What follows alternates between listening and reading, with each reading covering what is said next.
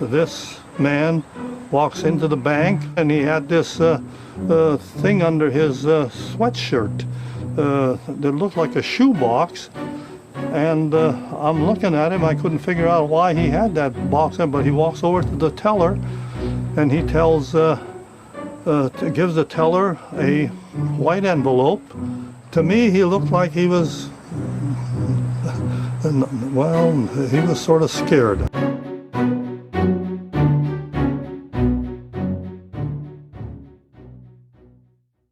Real Crime Profile is brought to you by many sponsors who support our podcast, from Casper mattresses to Quip toothbrushes to Madison Reed hair color to Sunbasket to so many others. So please, when you hear our sponsor, do check out the promo codes and the special offers for our listeners, and also go to realcrimeprofile.com where you can get up-to-date information on our latest sponsors and the latest special offers they have for our listeners.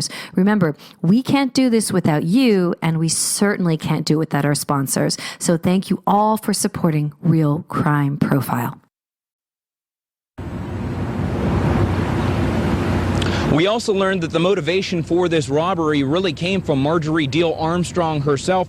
We learned that Armstrong had a plan to kill her father. She allegedly hired Barnes to do that and then planned to pay him with the money that Brian Wells robbed from the bank. Also, another player that was in this web is William Rothstein. That's a person that you heard about a lot. And apparently he was Deal Armstrong's longtime handyman. In the indictment, it says that Deal Armstrong and Barnes actually met at Rothstein's house on Peach Street and really discussed the bank robbery a day before it happened.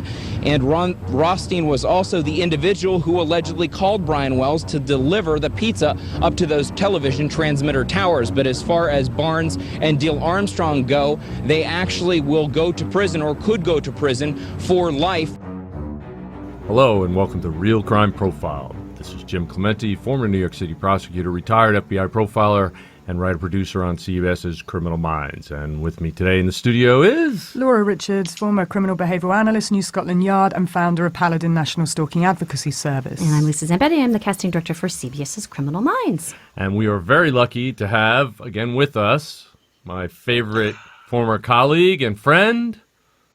Fitz, also known as Jim Fitzgerald. Hi, Jim. Hi, Laura. Hi, Lisa. Hi, Fitzy J. Hey, Fitz. Great to have you on.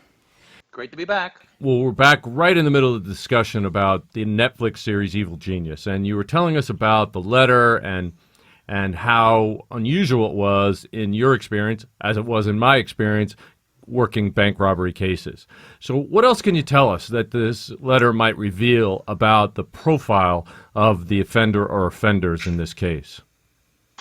Well, of course, a letter in and of itself can never be taken in a vacuum. You have to look at everything that's surrounding it, including the victimology. And early on, we were calling Brian Wells a victim. Of course, he was murdered because of this, so he is, even though he may have played some sort of a role. We'll still come to that. But the device itself and the intricacies involved, it matters like this, when put everything together, removing it out of that vacuum and connecting the dots, as they say, it certainly adds to an elaborate plot that time and effort was put into by these people, and they felt they had to do right except achieve their goal. And that makes you then ask me, as a profiler and certainly as a forensic linguist, what was the actual motivation and purpose behind this? It was just incongruent from the beginning. It was really not effective, really not efficient, and there have been so many other ways to accomplish the goals here of getting, if not the full $250,000, certainly a lot more money than they wound up getting that day, barely $8,100. Right, and so when we're talking about the actual motivation here, I mean, it's very clear that the author or authors of this series of letters wanted to prove their intelligence, prove their superiority. And who does that remind you of? Does it remind you of somebody who, as soon as he sat down in the office with a FBI agent, the first thing out of his mouth was, I'm the smartest one in this room? Does that seem consistent to you? Well, if you're talking about another evil genius by the name of Ted Kaczynski, yeah, you could say that. No, well, I wasn't. I was talking that's what I about thought the you were- series. About this Bill this on his series. interview. Bill, yeah, With the William agent. Rothstein. Oh, okay. when he Jerry. sat down, right? Yeah, I'm exactly on the same page as you, Jim C. And, everything about this just seems to be about power and control, kind of game playing, power and control, proving, that they are the ones that can manipulate law enforcement and others and wanting to prove that.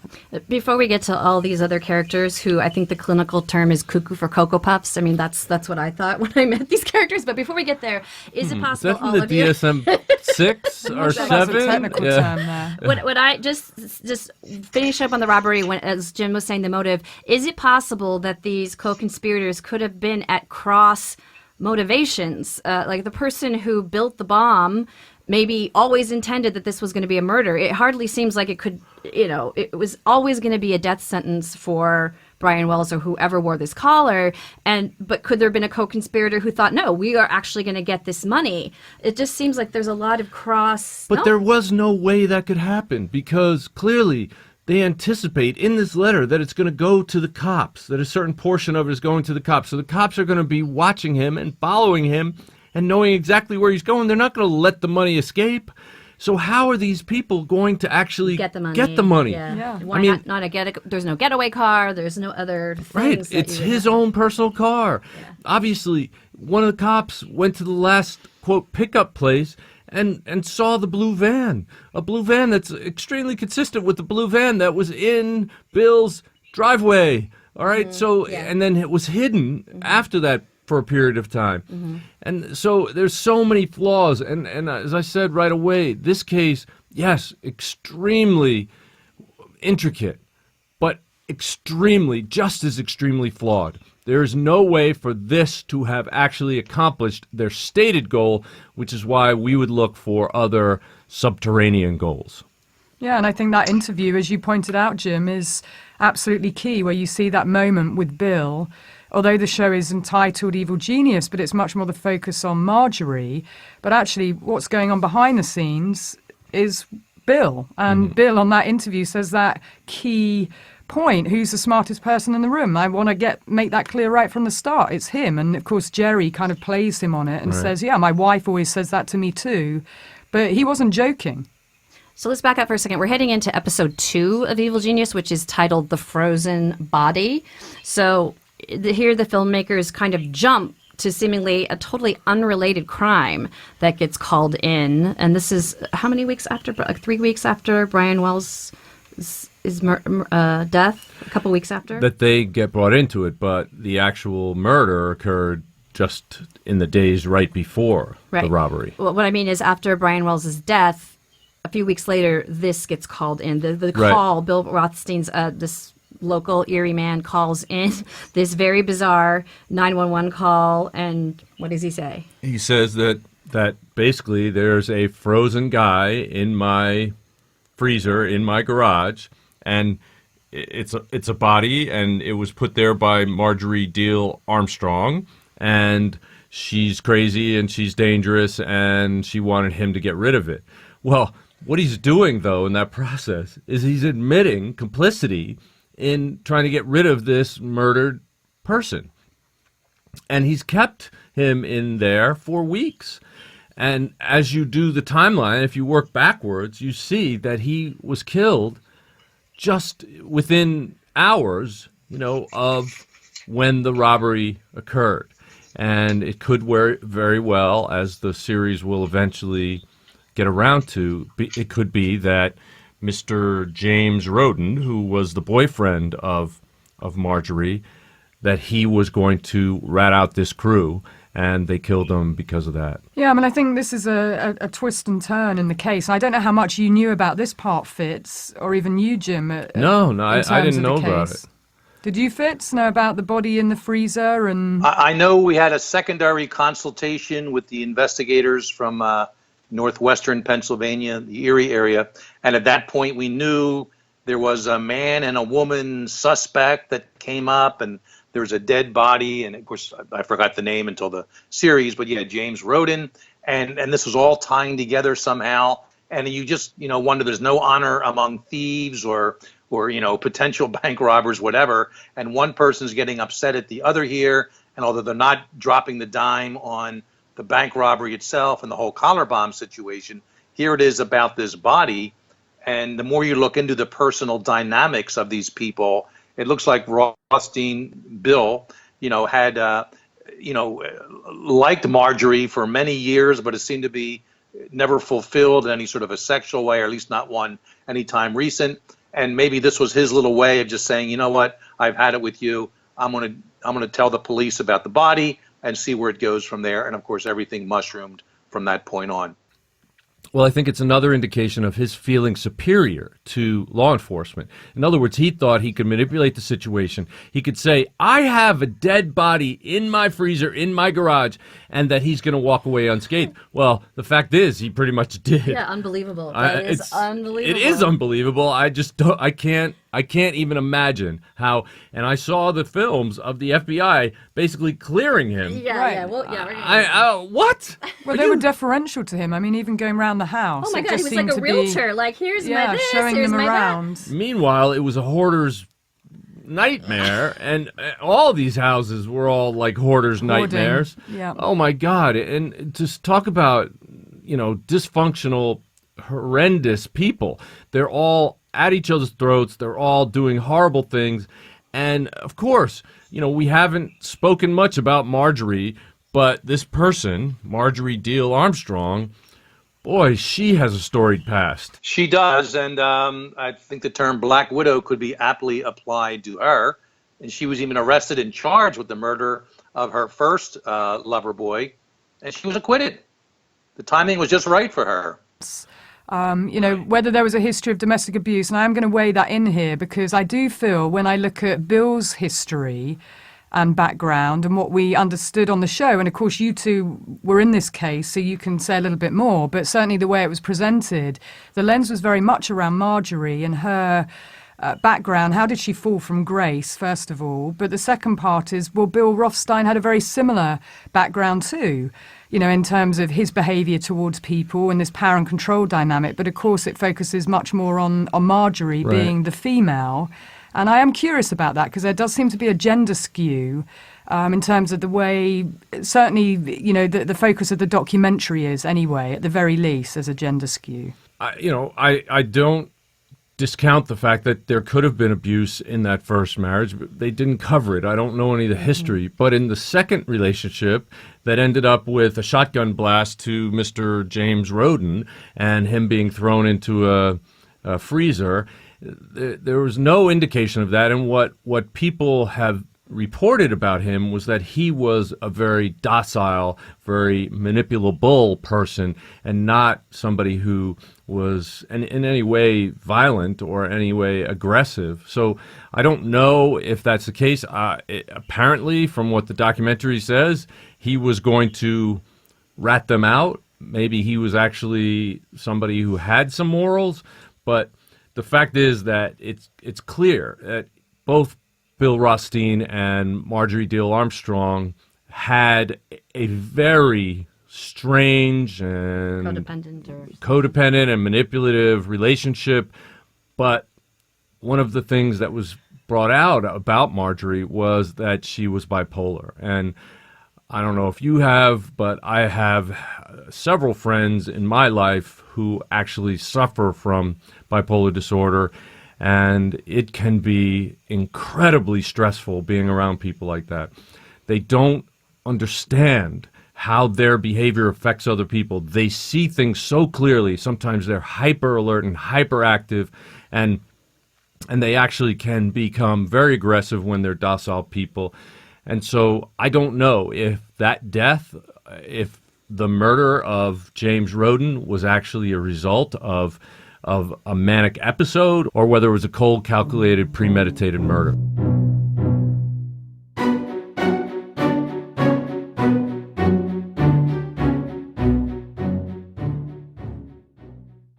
The truth is, most of us are brushing our teeth wrong. We don't do it for long enough, and we forget to change our brush on time. That's because most brands focus on selling flashy gimmicks rather than better brushing. But not Quip. What makes Quip so different? Well, for starters, Quip is an electric toothbrush that's a fraction of the cost of bulkier brushes. while still packing just the right amount of vibrations to help clean your teeth. Quip's built-in timer helps you clean for the dentist's recommended 2 minutes, while guiding pulses that remind you when to switch sides. Next, Quip's subscription plans are for your health, not just convenience. They deliver new brush heads on a dentist-recommended schedule every 3 months for just $5, including free shipping worldwide. Quip also comes with a mount that suctions right to your mirror and unsticks to use as a cover for hygienic travel wherever you take your teeth. And finally, everyone loves Quip. They were on Oprah's O List, named one of Time's best inventions, and it's the first subscription electric toothbrush accepted by the American Dental Association. Plus, they're backed by a network of over 20,000 dentists and hygienists, and hundreds of thousands of happy brushers use Quip every day. Quip starts at just $25, and if you go to getquip.com/realcrime right now, you'll get your first refill pack free with a Quip electric toothbrush. That's your first refill pack free at getquip.com/realcrime. Spelled GETQUIP.com/realcrime. State investigators looking into the bombing death of Brian Wells crossed the line into this latest murder investigation. They conducted a search of the property where the man's body was found in a deep freeze. So what connection, if any, is there between the death of Brian Wells and the body in deep freeze? Lou Baxter, Action News 24. The other thing that casts a dark cloud over her is not only the deaths we've mentioned, but she had a boyfriend who hung himself after she left him, and then her husband, Mr. Armstrong, died of a brain hemorrhage. So she has this sort of black cloud of death behind her, not that she's necessarily responsible for, but... Yeah, and we have to be careful about making assumptions. So, without understanding the full context of those individual cases, because she does also say that Bill was the one that killed James Roden and that it was about his jealous rage. And of course, it's very difficult to get a sense of la folie à deux here going on, because this 30-year kind of relationship between them where they were lovers at one point, and then Bill seems to be very, jealous, and this definitely seems to be some kind of bizarre connection between the two. There's no question, but I think in this case, and the case of James Roden, that if Marjorie was in fact, quote, defending herself in killing her first lover, that in this case, had she been the victim of domestic violence, after having been arrested and prosecuted, then I find her behavior of engaging Bill Rothstein to get rid of the body, I find that behavior to be inconsistent with somebody who has actually had that history, especially if he did it. If Bill Rothstein did it, why didn't she go to the police and report that Bill Rothstein had killed her boyfriend? There's so many things that are because they're in cahoots in the robbery. Right. Before. Right. But this was before the robbery. So I have a lot of difficulty carving out an innocent scenario where she wasn't nefariously involved in the death of James Roden. And it's just too coincidental that a number of her exes ended up dead. Right, well, don't mistake what I'm saying for complete innocence. Is all I'm saying is that there's certainly a gender skew in the way that this documentary portrays, evil genius that points to Marjorie, but yet Bill seems to be let off I the think hook. They're both. They should have been right. Certainly, Bill is a self-proclaimed genius. I don't know where he is on the IQ scale, but apparently Marjorie is very high on the IQ scale, and you could tell. I mean, she's very, very intense, and she's very articulate, and even when she's sort of in, sort of what in appears to be, she does seem to be able to sort of hold her own. And she was a magnetic kind of beauty. When you look back across her life course and you see those images of her, I mean, just a real beauty and talented musician. And I guess for me, the documentary didn't really get underneath this, is charting her sort of life course and where things went, horribly wrong. What were the decisions that she was taking and what was going on around her life? I didn't really get a sense of that. And the same with Bill. I didn't really get a sense of their life course plotted out. You heard a little bit from her dad. I would have wanted to hear, far more. And perhaps you did, Fitz, at the time, once, she and Bill became suspects. I don't know what you were told as the case unfolded. Well, all I know is from my memory of the case itself and working it, and certainly watching the docu-series, is that what I came up with was that this was really an unusual time and space gathering of various misfits, miscreants, and malcontents, some with mental health issues, some with financial issues, some bored, and at least one murderous, that would be Marjorie. And this created a perfect storm for this crime. And of course, it could have been some other kind of crime. It could have been a more simple bank robbery, whatever. But you add all these factors together, and I think you'd be hard pressed with similar type of people in a similar type of environment that you'd probably have some kind of bizarre scenario play itself out like this. And that's what happened with these parties involved here. And we've just talked about all of them. And let's not forget, Kenneth Barnes is in there, the guy we think made the bomb, and the poor fellow pizza worker Panetti, who killed himself. So there's a whole cadre of people here that just blended in with each other, and each fed off the other, and they wound up going the route they did. And it may be rooted, like you said, Laura, way back in the early 80s with some domestic, violence being perpetrated against Marjorie. We don't know the exact extent of that. But either way, 2+ decades later, it all played out on the streets of Erie, Pennsylvania. And thank you for being respectful, Fitz, about mental health. Because, we have to remember that Marjorie knew that there was a problem with her, and she did go and see somebody. She knew that something wasn't firing right in her head, and she did try and get treatment for what was going on. And so, when someone is bipolar or where they do have mental health issues, the system sometimes doesn't listen, and they don't get the right medical intervention that they require. And, people can then come off their meds. But this was a case of, I think when she was 23, she proactively sought out medical intervention because she knew that she wasn't well.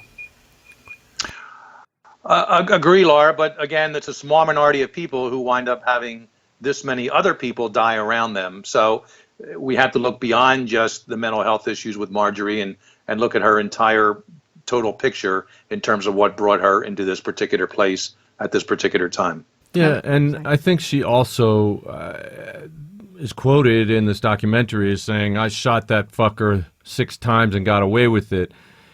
That could be a manifestation of her mental illness. In other words, characterizing it that way, that very negative way, and a way that doesn't sound like self-defense, but that does sound like she's bragging about having gotten away with it.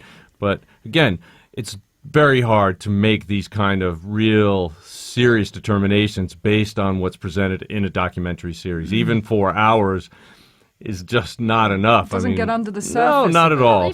But you do see her saying in her own words. But the one thing I would disagree a little bit, Laura, is I do feel like Trey did try, the documentarian did try to show the uneven scales of justice and how Bill was treated and how she was. At least I got that because he kept emphasizing over and over how, the FBI just believed him and let him go. And to point out that the only reason that what's the guy, James Roden's murder was even connected to Brian Wells was just geographically that the road that Brian Wells delivered the pizza to happened to be adjacent to Rothstein's property. Otherwise, I don't know how they would ever have really connected them at all. Yeah, it's another flaw in their plan. Why do something so close to his home when it obviously was going to be followed up by the police, unless he just thought, well, I'm smarter than the police, and by not having it right at my home, they'll never connect it to me. Well, he was almost damn right, wasn't he, Fitz? Hiding in plain sight. Well, he was. And sometimes people do defecate where they eat, and they can get away with it in that regard. Can defecate where they eat? Hang on, is that like shitting on your own doorstep kind of thing? Is it? Yeah, yes. that's right. Thank you for using the vernacular, Laura. But a little historical perspective, just to kind of close up this end of it. I worked one of the first cases in the U.S. in which a woman, her name was Connie Harmon. I was a Ben Salem police detective. She killed her boyfriend who was sound asleep, killed him with a shotgun. She had her teenage daughter help dispose of the body. And when she was eventually arrested, she readily admitted, yeah, I killed him because he was abusing me. Well, wait, you killed him in his sleep, though? He wasn't abusing you then. And that case really made precedent. That was in 1979. A year or two later was the burning bed incident of a woman and her kids who were tormented by a husband, and she lit him on fire while he was asleep in his bedroom. And here we have, right in the same time frame, I think it was 82 or 83, that Marjorie was accused of killing her husband then. So we have this kind of a movement afoot with court and trial precedent throughout the U.S. of women, and it was almost always women, being acquitted of these charges of murder of their significant others, husbands, boyfriends, because of abuse. So I just want to give an historical perspective to this. Marjorie wasn't the first one to use this as a defense, but it's also possible she knew about these other cases and she saw this as a way of getting out of a marriage. There may have been domestic abuse, maybe not. Sometimes there's things like leaving your husband, filing for divorce that could resolve these issues. She decided to take it out on him by use of a weapon and, of course, killing him. So once again, just for historical perspective here. Well, two interesting points just on what you say there, Fitz. Thank you for sharing the context. But certainly in the UK, we don't see that. You tend to see that when battered women kill, and they do normally do it once they've been abused, when, say, a man is asleep or when they have autonomy and the power to do so, because obviously the physicality can be a problem. But what we tend to see in the UK is that when battered women kill, that they tend to receive a much longer sentence for that. They don't tend to be acquitted. We have a case just on appeal at the moment about that very issue, where she admitted to killing him, but she had been being abused from the age of 15. And actually, she was being coercively controlled. And I interviewed her son, David, and we're going to drop that episode very soon because her sons, she's in prison right now for a 22-year sentence, but her sons both say that she was coercively controlled and abused, and they witnessed it. And yes, she did kill him, and it was a loss of control provocation type case. So that's the UK context, and it's useful to hear the US context. But just as a matter of point, the separation is a high risk factor, so that when someone does try and leave and there has been abuse and coercively controlled, that's when abuse can actually escalate to serious harm and homicide. So just, simplifying it by saying, oh, well, she could just potentially leave. She, playing devil's advocate, she may well have understood that is a high-risk time too. So that's what we see in 76% of cases, that it heightens risk rather than decreases it in abusive situations.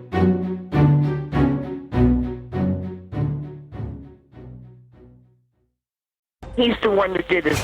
They're co-conspirators. There was a lot of tips coming in, but no smoking gun. We didn't have DNA, fingerprints. The bomb had wires that didn't mean anything to prevent the bomb squad from tampering with it. Do you make the bomb? No. Liar! It became a diabolical game to them. In 2003, James Roden, her then significant other, wound up the same way as her first husband in the early 1980s. It may have been for related reasons or completely unrelated reasons, but we certainly have a dotted line connecting those two deaths of these two men. Right, but he is in Bill's freezer, right? So there's a slightly different narrative to this. In Bill's freezer, where Bill takes law enforcement on a jaunt, like a tour around the house, and they do seem to be very deferential to him, just in their attitude and the interaction, and you see that obviously on camera. And he's not upset at all about this whole situation. It's a bizarre, so cheery. I mean, what do you guys? I mean, I guess you've already said it, but what do you make of somebody who can just so nonchalantly?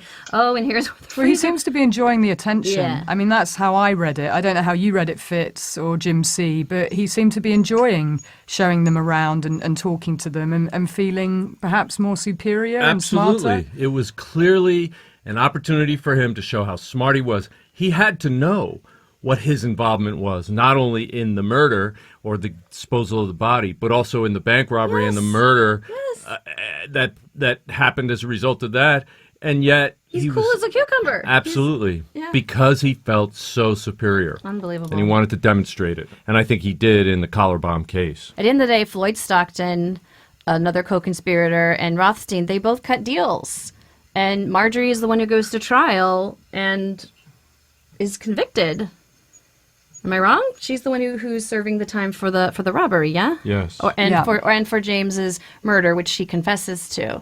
And this Floyd Stockton, he is a complete piece of shit. He raped a disabled girl, and he's just. Yeah, he's still out there. He's out of prison. Yeah, I mean, that's a very bizarre narrative, but also just to put the backdrop to Bill, I mean, wasn't he trying to sell wasn't the family saying that he had to sell that home that he was in, and he didn't want to sell it, and he said he'd put it on the market for 90,000, but actually he wanted 250,000. And so that number of 250,000 comes up again. I mean, is that a coincidence that in the letter it talks to that, and then he's got this notional figure of 250,000 he wants for the house? I think all of us on this podcast right now know that in these types of crimes, coincidences don't usually happen. Financial amounts are set for a reason. Bodies turn up for a reason, and people cooperate, don't cooperate, whatever, for a reason. It's very rare that coincidences happen. I don't believe there's too much we can put in that category in this particular series of events. I just feel, even with Bill and his terminal cancer, he kept that control right to the end, didn't he? And maybe that was part of it. He knew he was going to die, and this was all just a game to him to exert his power and control. That's how I read it. And Jerry obviously goes to interview him. I don't know if you ever heard anything about that when the FBI agent Jerry went to the hospital, of what the conversation, was between them. Although he said that he didn't kill Brian Wells, there must have been more narrative to it. Yeah, I mean, I'm aware of that, but there's ways of denying a crime and ways of not denying a crime, even by saying you didn't do it. Bill Rothstein may see himself. He didn't put a gun to his head. He didn't put a knife in Brian Wells' back. So therefore, he didn't kill him. Brian killed himself because he got caught by the police and he couldn't find the keys that we all believe in reality never would have made a difference. So people can rationalize a lot of things within their heads, and you put someone in there who is pretty much brilliant and deviant at the same time. I think all these people had too much time on their hands, and they come up with these bizarre criminal undertakings, and then they pay the price afterwards, and they wind up making phone calls to the police about each other in an attempt to sort of alleviate guilt, or again to further manipulate people. That's what this is all about, to further manipulate people. Brian Wells, the police, the FBI afterwards, and even among themselves. So brilliance and manipulation, again, no honor among people in those categories either. Wrapping up the letter itself, or this conglomeration of letters, do you have anything else you want to tell us from your insights into what they revealed in that very strange tome? Once again, just the devil is in the details, and the authors, I believe more than one, tried to put a lot of details in here, but it's what they omitted is actually relevant to me also. We discussed some of that already, but specifically going back to my bank robbery investigation days is how they want the bills turned over to Brian, the poor man wearing the collar bomb. Safe bills only. We will screen for die packs, again, misspelled D-I-E. But what they leave out is no marked bills, and it's well known that you can put invisible markings on bills that can then be easily traced, and also no sequentially numbered bills, which that's another way that money can be traced, and the FBI and investigators know, the series of numbers depending on how many bills are involved. Now, that wouldn't normally play itself out in a bank robbery because it's not like it's a ransom drop-off where the people have to get the money in advance from a bank, but you still think they would throw that in there. And otherwise, they're just talking about ink bombs and very unsophisticated language in terms of how to protect themselves from the money collection itself being part of the problem. And I always got a kick out of it. I always wondered who was the person that did this, but people have actually weighed dollar bills and weighed, currency, and U.S. currency specifically. And they asked for all kinds of denominations in here, depending on how much it is. And if the $250,000 came in all $100 bills, it would be 5.1 pounds. All right, that's not too heavy to carry, but a bank's not going to have that many $100 bills. There's going to be some 50s and 20s in there, if they even have that much cash to begin with in a smaller branch of a smaller bank chain. 50 bills of all in $250,000 is over 10 pounds, and then $20 bills would be 25 pounds. So this wouldn't be a small weight he would be carrying, and I'm not sure they even planned for that. But of course, with only getting $8,100 or so, it made no difference. And just a lot of lack of planning. It seems like a lot of the planning went to the scavenger hunt, but none in actually getting the money itself back to them in a successful way. And it just takes away from the overall motivation behind this crime. I thought it was about a game playing, play with the police, mess with the police, and if someone dies, no big deal. And if we get money at the very end, that's a bonus. Right.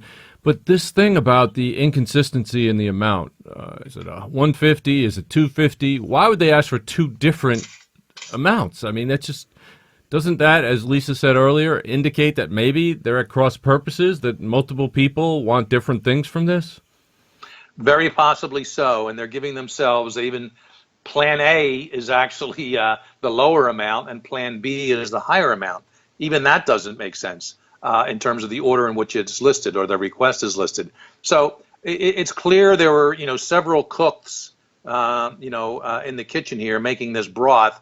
And some of them, Jim, I think you could argue were at cross purposes here, or maybe at the last minute, no, I want this amount. And they put that in there somehow when they were actually pre-printing this bizarre letter in that regard. So just so many inconsistencies in this letter and so much unnecessary stuff, which is a clue about the type of people we're dealing with here, not professionals, and their motivation is elsewhere than what is actually laid out in the letter. Well, I'm in a state of shock. I actually had a theory that might hold water. I got some learning from you guys.